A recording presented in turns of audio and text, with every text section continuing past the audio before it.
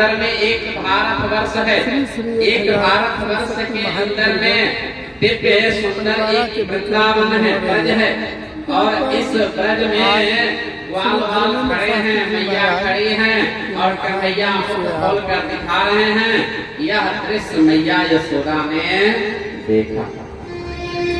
बड़े बड़े नाले, बड़े बड़े पहाड़, बड़े बड़े पर्वत, बड़े बड़े, इसलिए कि भगवान ने पहले ही कह दिया है, भगवान ने पहले ही कहा है कि ये सब, यह संसार की उत्पत्ति होने से पहले भी मैं था और संसार उत्पत्ति होने के बाद भी मैं था। और संसार में लोग नहीं रहते हैं फिर भी मैं ही रहता हूँ और कोई नहीं। संसार नहीं था फिर भी परमात्मा, संसार हुआ फिर भी परमात्मा, संसार नहीं है फिर भी परमात्मा। उनकी सत्ता सत्य है, इसीलिए उनको सत्य नारायण कहा जाता है, सत्य स्वरूप कहा जाता है और सब में विराजमान है।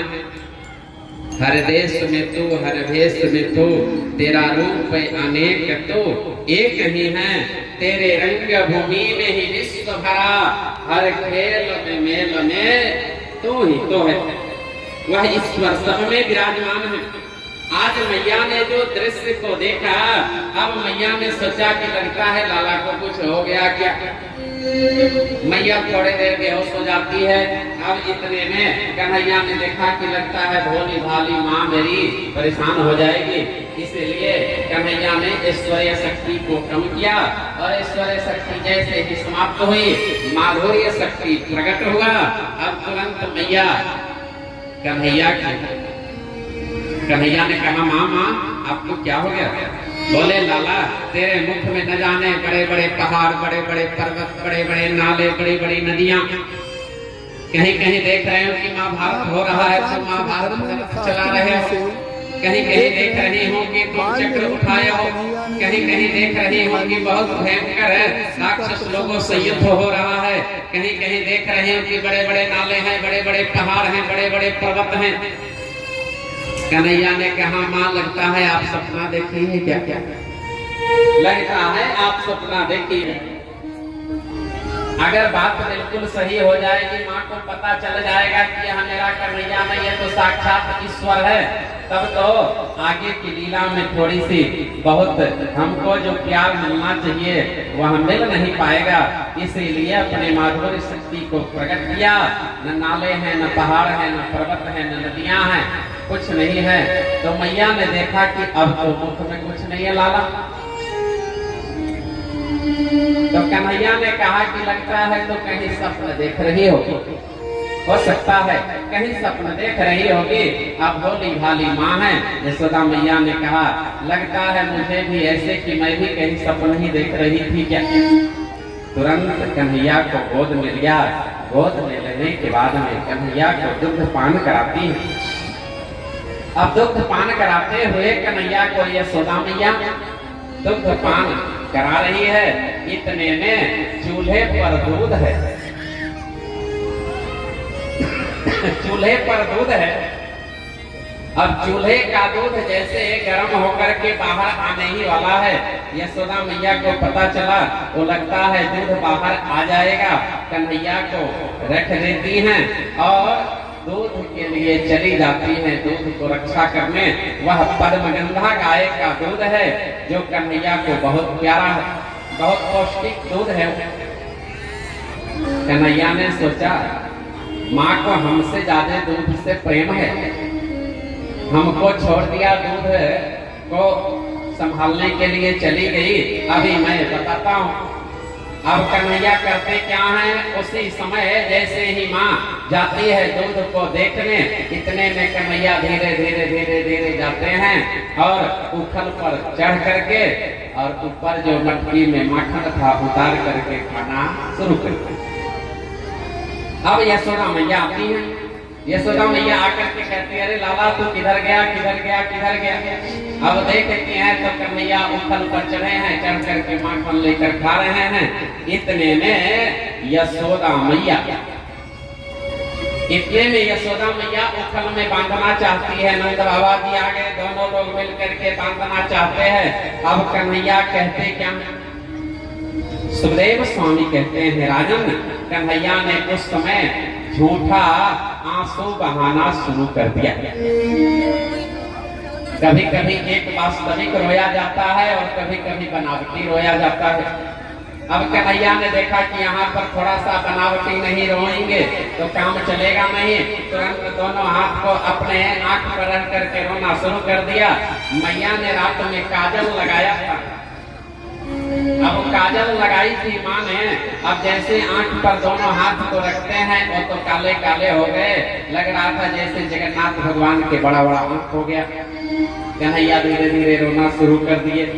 और माँ तो कहते हैं माँ मुझसे गलती हो गई, आप छोड़ दो। अब माँ पकड़ना चाहे इतने में कन्हैया भागना चाहते हैं। माँ दौड़ रही है, कन्हैया पकड़ में नहीं आ रहे। माँ दौड़ रही है, कन्हैया नहीं पकड़ में आ रहे हैं। अब कन्हैया ने सोचा कि माँ थक गई है, इसको जरूर पकड़ में आ जाना चाहिए। छोटा बच्चा जब दौड़ने लगे, छोटा बच्चा को जल्दी लोग पकड़ नहीं पाता। छोटा बच्चा जब दौड़ने लगे तो लोग पकड़ नहीं पाएगा जल्दी। अब मैया थक जाती है, कन्हैया पकड़ में आ जाते हैं। अब उस समय करती क्या है माँ, उखल में बांध देती हैं। बांधना चाहती है बार बार, लेकिन कन्हैया नहीं बंधते हैं। कन्हैया कहते हैं माँ मुझको गुस्से में आकर के कोई नहीं बांध सकता। मुझको बांधने के लिए तो प्रेम की जरूरत है। जब प्रेम होगा मैं। यह उखल और रस्सी कौन है? यह पूर्व जन्म में द्रोण नाम के लोग तपस्या कर रहे थे। दोनों ने तपस्या किया परमात्मा से, वहीं ईश्वर आज उनको आशीर्वाद दिया है। उखल और रस्सी बन करके आए। अब ये दोनों मिलकर के बांधना चाहते हैं, लेकिन प्रेम जब तक उमड़ता नहीं तो बिना प्रेम रीझे नहीं। नटवर नंद किशोर प्रेम होगा तो रीझ जाएंगे। अब जैसे ही कन्हैया ने सोचा माँ हमारी बहुत परेशान हो चुकी है, तुरंत प्रेम का भाव आया। कन्हैया को बंधन में बांध देती हैं। बांधने के बाद घर के कार्य को करने चली गई। कन्हैया उस उखल को लेकर के दरवाजे से बाहर आते हैं। यमलार्जुन नाम का दो वृक्ष है, उसी में स्पर्श हुआ। उसी में स्पर्श होता है। वह दोनों वृक्ष दरवाजे के बाहर बहुत जोर से आवाज आती है। और आवाज आई, दिव्य रूप प्रकट होकर के कन्हैया को प्रणाम किया। बोले आप? बोले हाँ प्रभु, हम लोग पूर्व जन्म में आपका तपस्या किया था और आपके तपस्या करने के बाद आशीर्वाद मिला। यही आशीर्वाद के प्रभाव से हम लोग आपके दरवाजे के सामने थे, प्रतीक्षा कर रहे थे कि कब आपका यह श्री चरण का स्पर्श हो जाए कि हम लोगों का उद्धार हो जाए। आज हमारा उद्धार हुआ प्रभु। उसी समय यमलार्जुन नाम का जो वृक्ष, दोनों का उद्धार हुआ और तुरंत परमात्मा में लीन हो गए। यह दृश्य को यशोदा मैया आंगन से बाहर आकर देख रही है। अब वो देख रही है, आश्चर्य हुआ कि आखिर हुआ क्या। जोर से जो आवाज आती है, कन्हैया को देखने के लिए आए। तब तक में इन दोनों का उद्धार हुआ। कन्हैया में समाहित हो जाता। बोलिए भक्तवत्सल भगवान की जय। तबो तबो प्रभु पीरा, तबो तबो प्रभो धर विविध शरीर। इस प्रकार से कन्हैया ने उसको उद्धार किया। अब नंद बाबा की, यशोदा मैया, सब लोगों ने विचार किया, गोपियां चलो अब यहाँ रहना बिल्कुल जरूरी नहीं है, फल वाली के ऊपर कृपा करके। और सब लोगों ने विचार किया कि चलो अब यहाँ से ब्रज से आगे चल करके हम लोग जंगल में प्रस्थान करेंगे। सभी लोग आज तैयार होते हैं और वृंदावन की ओर। वनम वृंदावनम नाम अपस्यम अवकाननम गोप गोपी गवाम सेव्यम पुण्य त्रिगुण विरुद्धम। बहुत सुंदर वृंदावन है। वृंदावन में गोवाल वाल गोप गोपी सब लोग आए। यमुना जी के पावन तट पर डेरा डाल दिया। अब कन्हैया को उसी दिन से एक सेवा लगा दी गई। नंद बाबा जी, यशोदा मैया, सबने कहा कन्हैया देखो यहाँ बार बार राक्षस लोग आते हैं, राक्षसों के उत्पात से हम लोगों को बहुत परेशानी होती है, हम लोग वृंदावन में आ गए, अब आपका काम है आज के बाद से आपको गौ चारण करना है। कन्हैया को गौ चराने के लिए सेवा दे दी गई। ग्वाल वाल के साथ में कन्हैया गौ चारण के लिए जाते हैं। गौ चारण के क्रम में कई ऐसे राक्षसों को कन्हैया ने संहार किया। उसी समय वृषभानुनंदनी राधा रानी भी पहुंचती हैं, ग्वाल वाल भी पहुंचते हैं। सबके साथ में कन्हैया वृंदावन के पावन भूमि पर वृंदावन में दिव्य गोचारण लीला करते हैं। सुखदेव स्वामी कहते हैं राजन, जिस समय कन्हैया वृंदावन में गोचारण लीला कर रहे थे, अब इधर से गोपियां सब जा रही हैं, अपरिचित हैं, यहाँ बात हो कैसे। तो अधिक प्रेम श्रीमती के देखूं, अधिक प्रेम श्रीमती के देखूं, निकुंज मिलन श्रीपति ने कहूं। अधिक प्रेम राधा रानी को कन्हैया ने जब देखा, मैं दिखा रहा हूँ तो यहाँ पर विक्रमपुर के जगह स्थल पर जो श्रीमद् भागवत कथा हो रही है, यहाँ पर बाबा आचार्य धर्मेंद्र जी शास्त्री कथा वाचन कर रहे हैं। और यहाँ पर देखिए कितनी दूर दराज से महिलाएं, इस बारिश के मौसम में भी यहाँ करके इस कथा वाचन कर रहे हैं। बड़ी सौभाग्य की बात है कि विक्रमपुर के दूर दराज से महिलाएं करके कथा का रसास्वादन कर रही है। श्रीमद् भागवत निकुंज मिलन श्रीपति ने कहूं। कन्हैया ने क्या किया, ये तो नटवर किशोर है, नटवर लाल है, वो चारण लीला हो रही है। कन्हैया ने तुरंत अपने बाल पर इशारा किया, बहुत ध्यान से सुनिए। अपने बाल पर कन्हैया ने हाथ दिया और बाल को इशारा करके और अंगुली से ऐसे इशारा किया और एक फूल लेकर के दिखा दिया। इसका मतलब क्या हुआ? इसका मतलब हुआ राधा रानी ऐसा है, हम दोनों का मिलन अब होगा रात्रि में। जैसे बाल काला होता है तो रात्रि में हम लोगों का मिलन होगा। और दोनों हाथ का इशारा किया, मतलब हम दोनों का मिलन। ये बाल काला है ना, तो रात्रि काली होती है।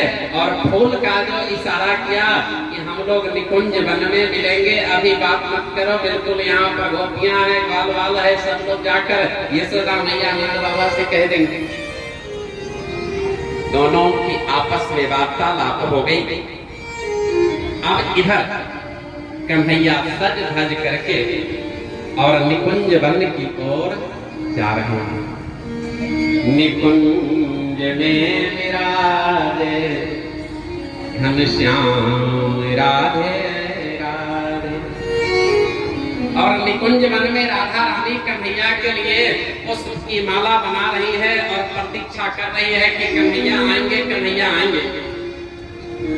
और जैसे ही कन्हैया सज धज करके निकलते हैं, इतने में बीच रास्ते में मिल जाती है चंद्रावली नाम की गोपी। जब चंद्रावली नाम की गोपी मिल जाती है तो चंद्रावती ने कहा कन्हैया किधर जा रहे हो सज धज कर? कन्हैया ने कहा कहीं नहीं जा रहा हूँ, थोड़ी देर में मैं आ जाऊंगा। चंद्रावती ने कहा नहीं, आज बिल्कुल कहीं नहीं जाना है, आज तो मेरे पास ही रहना होगा। उधर राधा रानी प्रतीक्षा कर रही हैं, बीच में चंद्रावती ने कन्हैया को रोक लिया। रोक करके होता क्या है, रात तो बिल्कुल बीत गई, ब्रह्म मुहूर्त हो गया। अब रात्रि बिल्कुल बीत जाती है, ब्रह्म मुहूर्त हो जाता है। राधा रानी निकुंज भवन में कन्हैया के लिए प्रतीक्षा कर रही हैं। अब जैसे ही सुबह हुए, ब्रह्म मुहूर्त हुआ। अब कन्हैया जब चंद्रावली के भवन से निकलते हैं, इतने में जब राधा रानी के भवन के सामने पहुंचते हैं, तो राधा रानी ने जो कन्हैया को देखा, राधा रानी ने जो कन्हैया को देखा, तो राधा रानी ने कहा, राती कहाँ रहे नंदलाल। बहुत सुंदर भाव है। राधा रानी ने कहा, राती कहाँ रहे नंदलाल। ढोल ढोल अखिया देख तिहारो, ढोल ढोल अखिया देख तिहारो, सिंदूर ले पन भाल, रात कहाँ रहो नंदलाल। अब कन्हैया जो सज धज करके निकले थे और चंद्रावली के साथ में जब रात्रि बिता दिए, भोर जब होकर जाते हैं, तो सबसे बड़ी